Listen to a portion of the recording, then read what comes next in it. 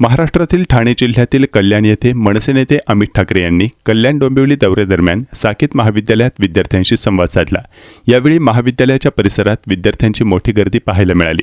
अमित ठाकरे विद्यार्थ्यांमध्ये पोहोचले आणि त्यांनी विद्यार्थ्यांशी थेट संवाद साधत त्यांचे विचार व प्रश्न जाणून घेतले। विद्यार्थ्यांशी संवाद साधताना अमित ठाकरे यांनी महाराष्ट्र आणि मुंबईत राहणाऱ्या नागरिकांसाठी मराठी भाषेच्या महत्त्वावर भर दिला।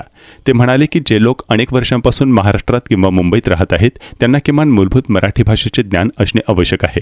मराठीत साधा मोठा व्यवहार आणि दैनंदिन जीवनातील संवाद साधता येणे गरजेचे आहे, असेही त्यांनी यावेळी सांगितले।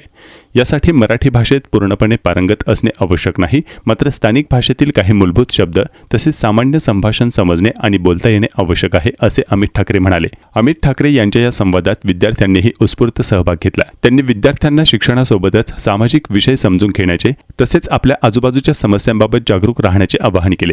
साकेत महाविद्यालयातील कार्यक्रमानंतर अमित ठाकरे यांनी प्रगती कॉलेज आणि पेंडेकर कॉलेजमध्येही विद्यार्थ्यांशी संवाद साधला। त्यानंतर ते बिर्ला कॉलेजमध्ये पोहोचले।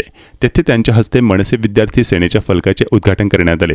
अमित ठाकरे यांच्या संपूर्ण दौऱ्यादरम्यान मनसे विद्यार्थी सेनेचे कार्यकर्ते आणि विद्यार्थ्यांमध्ये मोठा उत्साह पाहायला मिळाला। कारवाई होणार हे मला कळलेलं, 3 महिने दिलेले, 3 महिन्यानंतर कारवाई होणार असं मला कळलेलं।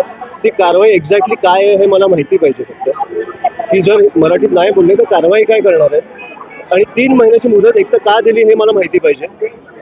जी लोक इकडे 25-30 वर्ष राहत आहेत त्यांना आतापर्यंत मराठी बोलता नाही येत।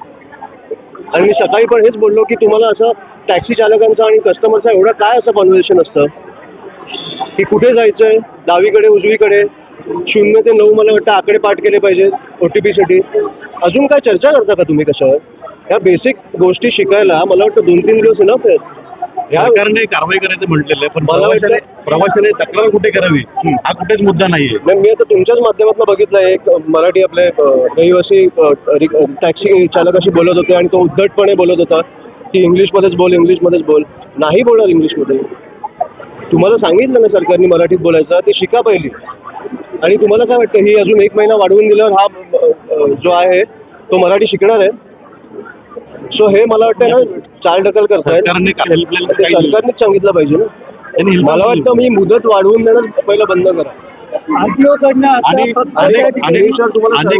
एवढे मुद्दे आहेत ना या शहरांमध्ये, ह्याच्यापासून भरकटवायला हा भाषेचा मुद्दा आणतायत। मी तुम्हाला जेन्युइनली सांगतो, ही गोष्ट एका दिवसाची आहे। परिवहन मंत्रीने येऊन सांगावं की मराठीतच बोललं पाहिजे। जास्त मुदत वाढून हे करण्यात ना आपला वेळ वाया जातोय आणि पुढे काय करणार तुम्ही सांगत नाहीये। अनेक रिक्षाचालक संघटना आहेत, त्यांच्या जे अध्यक्ष आहेत त्यांनी स्पष्टपणे सांगितलंय आम्ही मराठी शिकणार नाही, आम्हाला गरज वाटत नाही, आम्ही हिंदीतच बोलतो। मग आता ज्या मंत्र्यांनी सांगितलंय, हा कायदा काढलाय, त्यांनीच ह्याचं उत्तर द्यावं। त्यांच्याकडे त्याचे परवाने राहणार आहेत, लायसन्सेस राहणार आहेत की नाही राहणार आहेत? जे आपल्या तोंडावर येऊन महाराष्ट्रात येऊन सांगतात की मी मराठी शिकणारच नाही, त्यांचे लायसन्सेस ठेवायचे की नाही हे मला वाटतं सरकारच्या। काँग्रेसमध्ये काही लोक याचिका दाखल करणार आहेत आणि त्यांनी सरळ सांगितलं